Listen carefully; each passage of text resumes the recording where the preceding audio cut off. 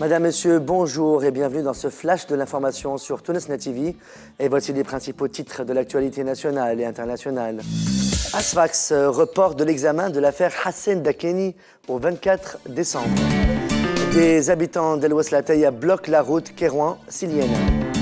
À Kérouan, grève générale, à Chalarda, l'emploi et le développement revendiqués. Et à l'étranger, en Syrie, 14 organisations annoncent l'instauration d'un État islamique.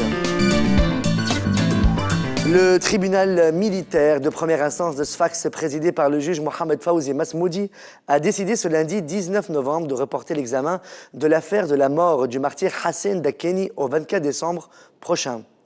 Le capitaine Mohamed Ben Mansour est accusé d'être impliqué dans le meurtre de Hassan Dakeni, détenu à la prison de Gabès pendant les événements de la Révolution. En ouverture du forum Une révolution contre la pauvreté, ce lundi 19 novembre, le président de la République provisoire, Mansour El Marzouki, a déclaré « Nous visons à sortir 2 millions de Tunisiens de la pauvreté en 5 ans ». Mansour Marzouki a expliqué que la pauvreté ne consiste pas seulement en un manque de moyens, mais aussi en la privation d'information, de liberté et de savoir. Le président de la République a souligné que les deux principaux enjeux du moment en Tunisie sont la lutte contre la pauvreté et la mise en place d'une démocratie effective garantissant les droits économiques, sociaux et politiques aux citoyens. Un groupe d'habitants de la délégation de l'Ouaslataya, gouvernorat de Kérouan, a bloqué ce lundi 19 novembre la route entre Kérouan et Silienne, provoquant des perturbations notables du trafic routier. Ils protestent contre le refus des autorités régionales de Silienne d'employer un infirmier de l'Ouaslataya, le directeur régional de la santé à Silienne, ayant prétexté le fait que celui-ci n'est pas originaire de la région. Les employés des décharges du gouvernorat de Médine observent ce lundi 19 novembre un mouvement de grève générale et revendiquent une amélioration de leur situation professionnelle et surtout la fin du régime de sous-traitance. Mohamed Jouini, secrétaire général de l'Union régionale des travailleurs de Tunisie de Médine, l'UTT, a expliqué que les négociations avec la société de sous-traitance relevant du ministère de l'Environnement ont échoué, d'où l'entame du grève générale.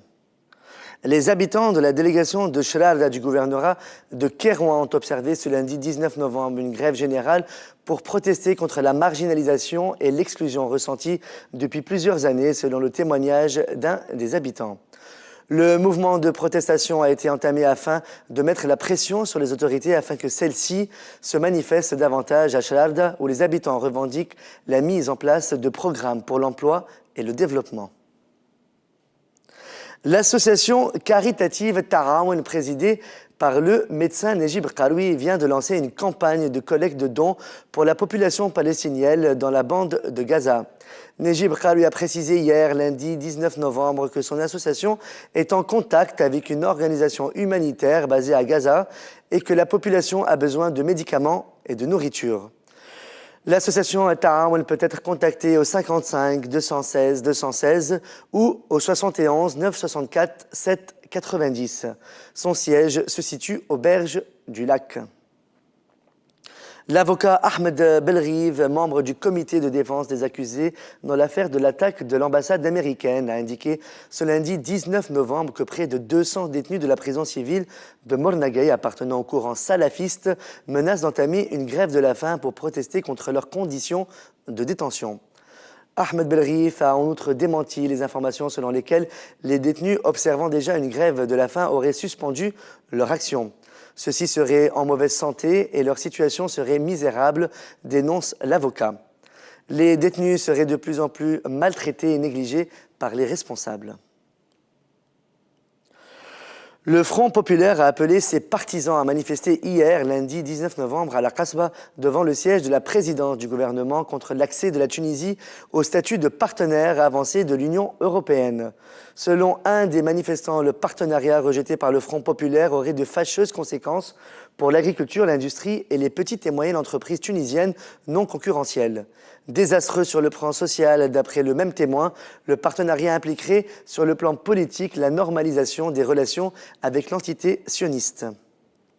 À l'international, selon une vidéo mise en ligne sur Internet dimanche, 14 groupes islamistes armés, dont l'Iwet Tawhid et El-Nusra, qui combattent à Alep, ont annoncé l'instauration d'un État islamique en Syrie. Nous annonçons notre rejet du complot que représente ce qu'on appelle la coalition nationale et nous sommes mis d'accord à l'unanimité sur l'instauration d'un État islamique juste. Nous refusons tous les plans extérieurs, que ce soit les coalitions ou les conseils qui nous sont imposés d'où qu'ils viennent, d'après la déclaration lue par un des membres des factions. Un autre membre a brandi le Coran et a affirmé que le livre saint de l'islam sera la constitution de l'État islamique nouvellement instauré.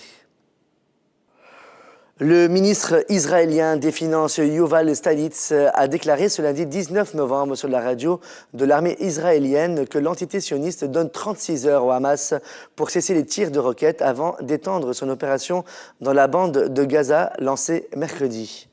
Il s'agit d'une question d'heures et non de jours, a expliqué Yuval Steinitz. Nous sommes à un carrefour, soit nous nous dirigeons vers le calme, soit nous allons vers une extension significative de l'opération, a-t-il ajouté.